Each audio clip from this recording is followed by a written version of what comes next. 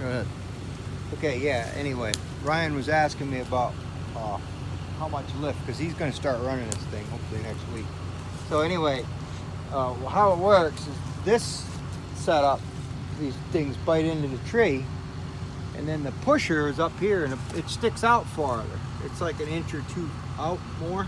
So what it does is when you clamp it, it binds it like this, so it's trying to push the tree, you know. Right. But what's nice about this is, you know, you can go reach around, you can go. The only limitations is the way I got it set up with this. I'd rather just hook it to the boom, you know. You'd have more, that thing gets in the way. Right. But I mean, you can reach around the tree, you can go any direction, you can fell it right back over the cab and then swing. It's really, really versatile. Right. As opposed to like a bell machine, I had a couple bells, so I had a rubber tire, and Marv had the track bell.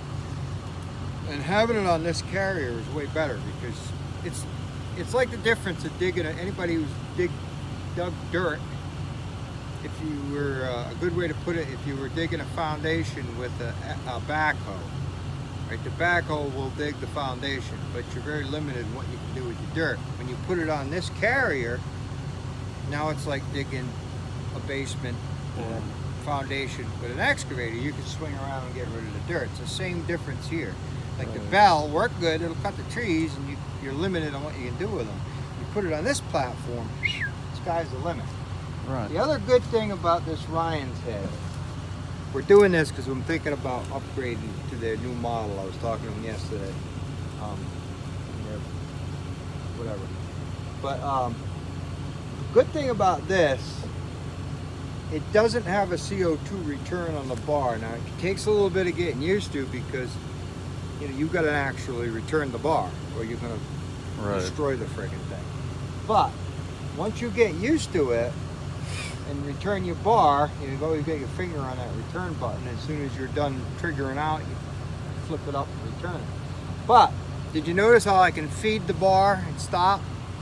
Feed the bar and stop. Right. Any other machine, it's going to return and you're going to feed it all the way back out again. And then if you happen to slip a little bit and get off of your saw curve, you got to recut the whole friggin' thing, right? Yeah. Well, this works really good, like working along property lines, and I'm still learning on that, you know what I mean? But you get into bigger timber where you're double cutting, you can actually slow down, stop, and let it start to move before you cut it completely off. And then the thing, because this is limited on what it, you know, because of all the swivels in it, I've got them right over in the cab. But if you feed it slow, you can start the machine, and then you know you want to clean it off so you don't split it. But it works pretty slick. Right. And the other machines don't have that feature. Ryan's is the only one because they have a mechanical bar return, which it can suck until you get used to it. You're gonna break these bolts. These bolts here are shear bolts, and they're designed to break, and they will if you bind the bar. You know, these two bolts will break, and the bar will swing on this one, so you don't destroy your bar and your arbor and all that shit. They're designed to break. You know, you got a big bolt here and two little ones here. They're just a half-inch National Force bolt. You know, what is it?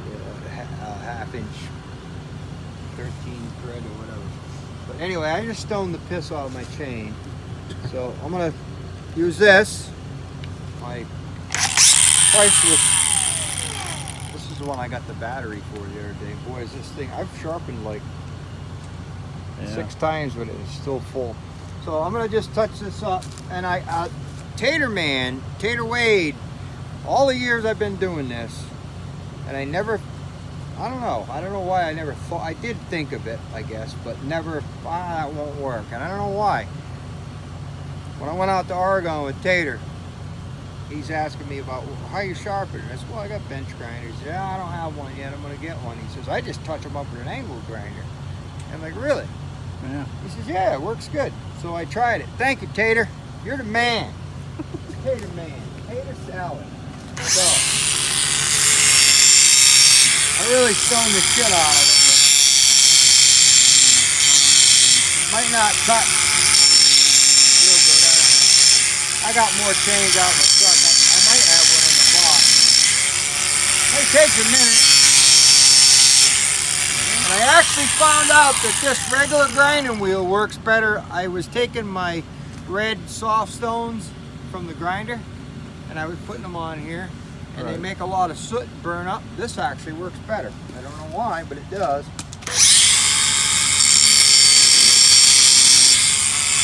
Well, I really spread this thing out. Woo!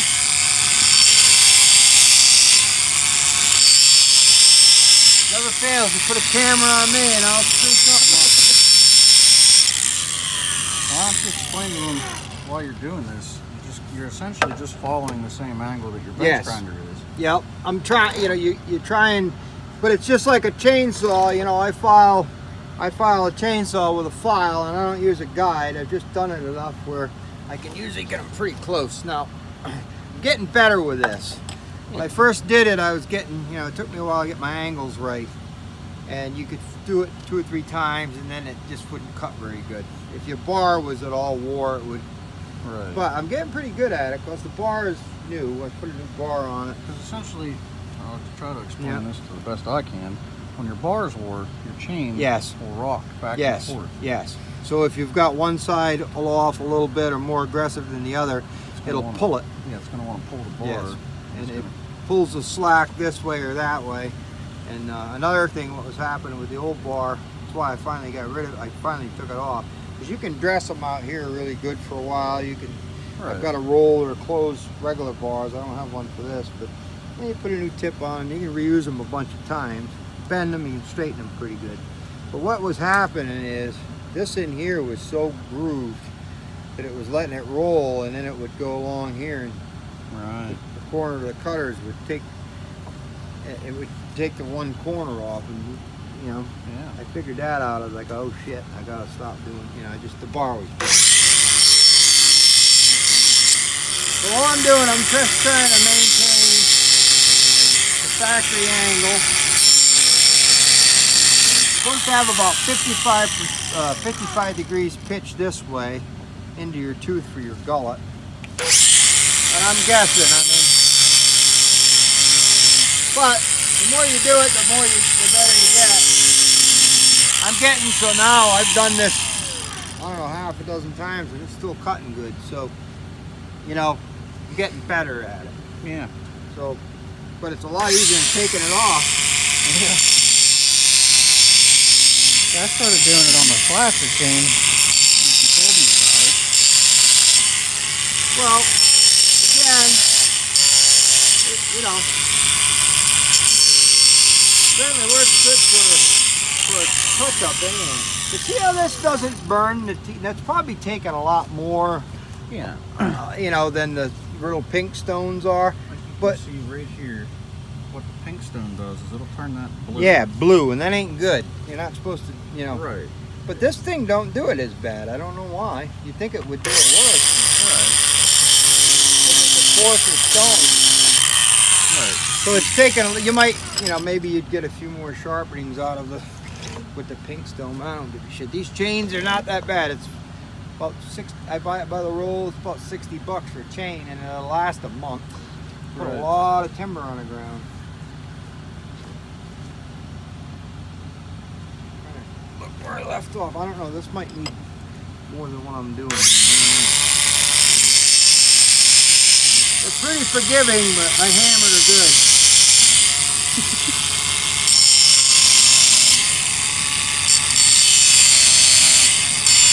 I went back in for more. I didn't know I hit a stone. I thought that other little thing was binding me. A lot of times you'll get a tree next to the stump, you don't even see it, and when you go to cut it, the grapple squeeze and it'll pinch it.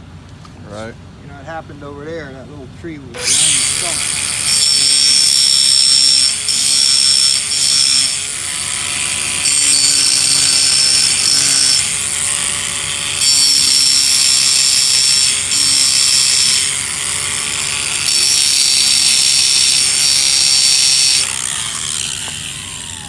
We'll try her.